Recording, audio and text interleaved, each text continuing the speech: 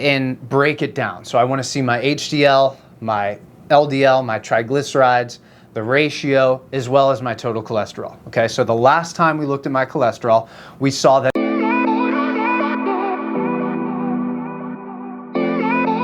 All right, so I recently did a video that basically analyzes my total cholesterol as I'm losing weight. And what we find is when I'm losing weight, my total cholesterol goes up. So what I wanted to do is basically look at my total cholesterol and break it down. So I want to see my HDL, my LDL, my triglycerides, the ratio, as well as my total cholesterol. Okay, so the last time we looked at my cholesterol, we saw that it jumped about 20 points when I started my weight loss.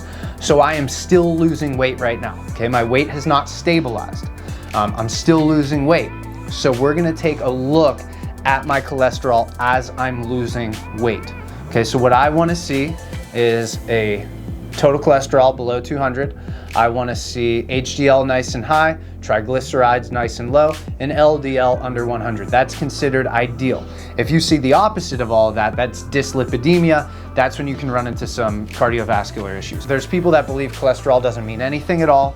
There's other people that believe cholesterol only matters if you also see a concurrent increase in inflammation. That is outside of the scope of this video. The scope of this video is basically to just look at my cholesterol, break it down as I'm starting to lose weight. So let's do that. So if we look at my lipid panel, what we see is my total cholesterol is 196. So that's borderline, right? If it was above 200, that's considered too high. But we see it's actually up by over 20 points since the last time I got my cholesterol checked, which was a month ago. But I've been losing weight over the course of that entire month. I'm getting leaner. Yes, my calories are lower, and yes, my carbs are lower. That's a fact. But I make an effort to still keep my fiber nice and high, so that's not a spurious variable that's basically changing results. Again, I'm attempting to keep my fiber nice and high. Now, all the carbs that I'm eating is typically a fibrous carb, and in addition to that, I'm having Metamucil at the end of the day to, again, keep my soluble fiber nice and high because I don't want that influencing this blood work. Is it possible that my total fiber is lower? It's possible, yes, but I'm here to tell you that I'm trying to make an effort to still keep my fiber nice and high so that the reflection of this blood work is purely a result of the weight loss. So let's take a look. Again, total cholesterol is higher, over 20 points higher, 196 than the last time I got my blood work when I first started losing weight. But again, my weight loss is even deeper now. HDL cholesterol nice and high, 68. So I'm happy with that. Anything above 60 is considered ideal. 68, perfect. Triglycerides, 55. So my HDL is actually higher than my triglycerides, which is again considered ideal. So if you can get your ratio right around 1, that's considered healthy. So mine's actually better than that. We take a look at my LDL cholesterol. This is where things get dicey. LDL cholesterol 114. So it's considered too high. But again, based off of the research that I've done, based off of my own blood work, this increase in LDL cholesterol is probably transient. We're gonna prove that in several months when my diet stops, I let my weight stabilize for a while.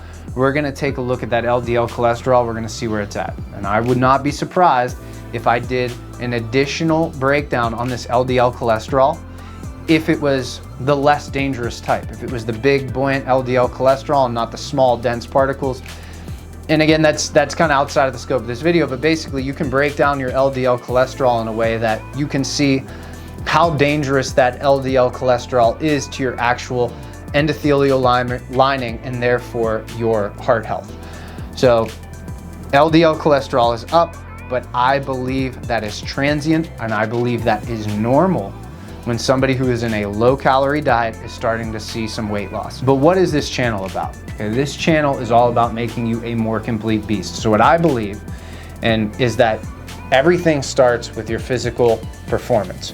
Okay, you want to be healthy, you want to be strong, you want to be fit, because everything branches off of what you can do physically.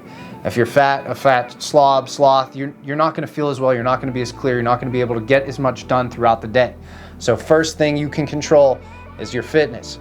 Outside of that, we also talk about small business entrepreneurship because I own a small business. So I grew a business from 0 employees to 10 employees, and that's how I actually make my bones. And then we also talk about real estate investing, because if you have the discipline and the skills to build a strong, healthy body, you can probably build your side hustle, or maybe it's your main business. And then you also have the skills necessary for real estate. Okay, so what grew your small business is also very good skills for managing a real estate portfolio. All of these things are related, and that's what we're going to talk about on this channel. So look, if you like any of that content, do me a favor, subscribe to the channel. If you like this video, like the video. Again, click one of these videos. That way you can actually know what I'm talking about and keep consuming our content. I'm Alex Wallace. This is all about making you a more complete beast, and I will see you in the next video.